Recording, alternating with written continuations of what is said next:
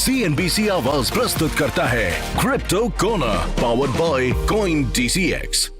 नमस्कार, crypto corner में आज हमारे साथ मृदुल गुप्ता हैं जो फाउंडिंग पार्टनर हैं CoinDCX के। मृदुल, बहुत शुक्रिया हमारे साथ आज यहाँ पर स्टूडियो में जुड़ने के लिए।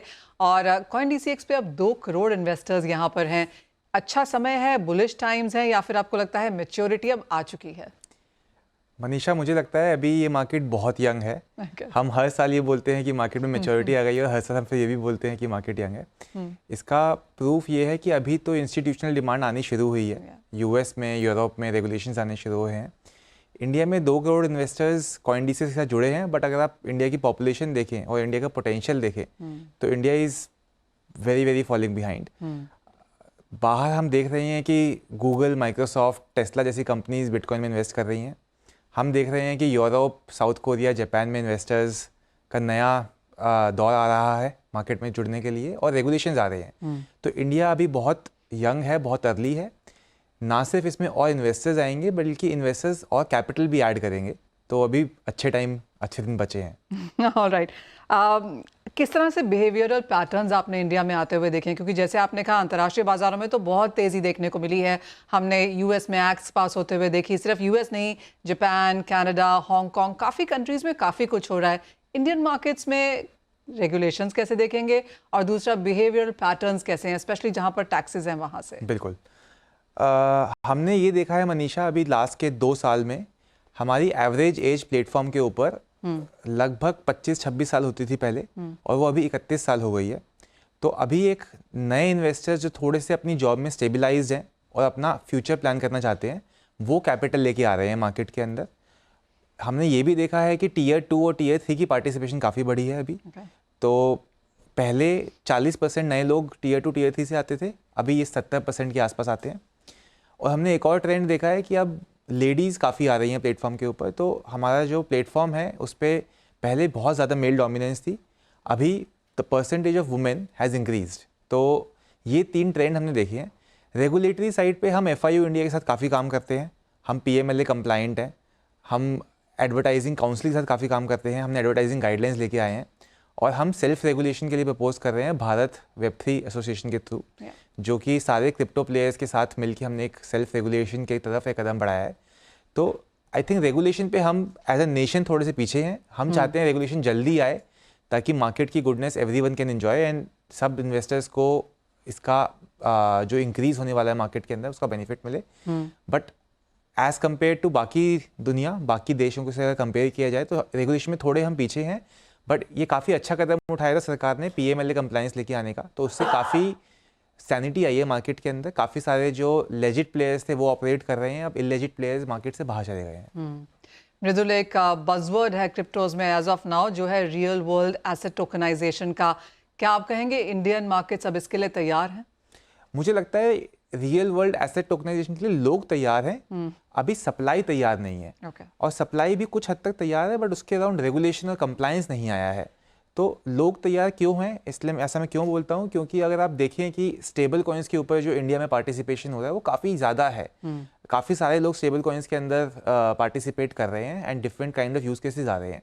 बट वो same action real world assets पे नहीं हो रहा है। तो एक्चुअली प्रॉब्लम यूजर्स की नहीं है, प्रॉब्लम इंडस्ट्री और कंप्लायंस और रेगुलेशन की है। इंडिया तैयार है, बट क्या लोग तैयार हैं उसको प्रेजेंट करने के लिए in the investor friendly way? सवाल वो है। क्योंकि बात यहाँ पर इंडियन मार्केट्स की हो रही है और जिस तरह से हमने यहाँ पर बढ़त आते हुए देखी है, एक समय था 2017-18 में जब हम यहाँ पर रिटेल फोमो बनता हुआ देख रहे थे, लेकिन उसके बाद अब यहाँ पर HNIs हैं, फैमिली हाउसेज हैं, बिजनेसेस हैं, वहाँ से एक बढ़त देखने को मिली है। अंतर्राष्ट्रीय बाजारों में तो वो नंबर्स बहुत बड़े हैं। इंडियन मार्केट्स में पार्टिसिपेशन कैसा है? इंडियन मार्केट्स में अभी हमने ये देखना शुरू किया है कि पहली जो 2019 से 2022 तक का फेज था उसमें रिटेल इन्वेस्टर्स काफ़ी आए थे। 2023 से 25 जो मैं बोलूँ, इसमें काफ़ी सारे फैमिली ऑफिसेज ने आना शुरू कर दिया है। फैमिली ऑफिसेज या तो अपने फैमिली ऑफिस के थ्रू इन्वेस्ट कर रहे हैं या फिर अपने वेल्थ एडवाइजर्स के थ्रू इन्वेस्ट कर रहे हैं, बट वहाँ पे हमने काफ़ी बढ़त देखी है। कॉर्पोरेट एंड कंपनीज ने अभी इन्वेस्ट करना शुरू नहीं किया है, बट कॉर्पोरेट और कंपनीज इनके ग्लोबल हेडक्वार्टर्स हैं, इंडियन फाउंडर्स हैं, उन्होंने इन्वेस्ट करना शुरू कर दिया है।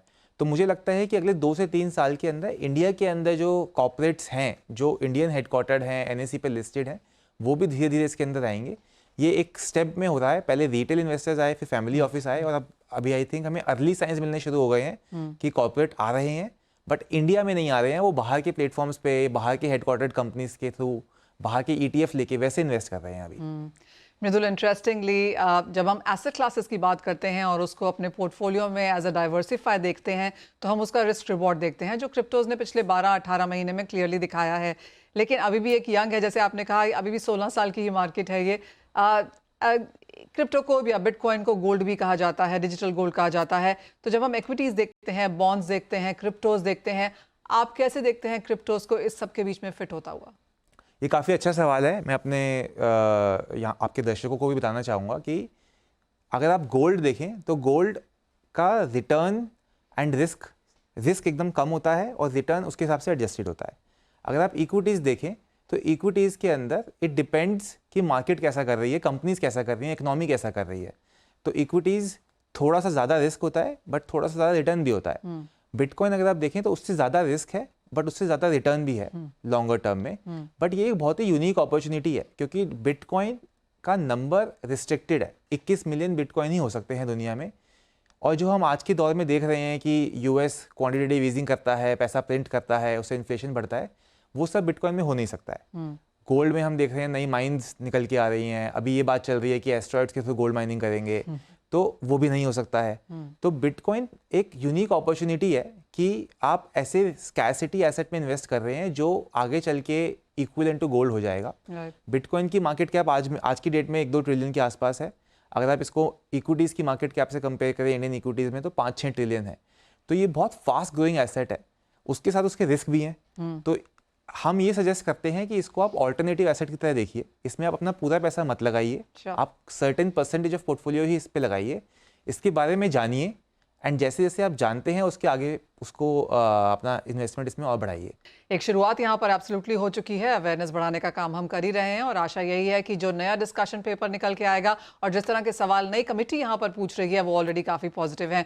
मृदुल, बहुत शुक्रिया आज हमारे साथ क्रिप्टो कॉर्नर पर जुड़ने के लिए। Thank you Manisha. CNBC आवाज प्रस्तुत करता है crypto corner, powered by CoinDCX।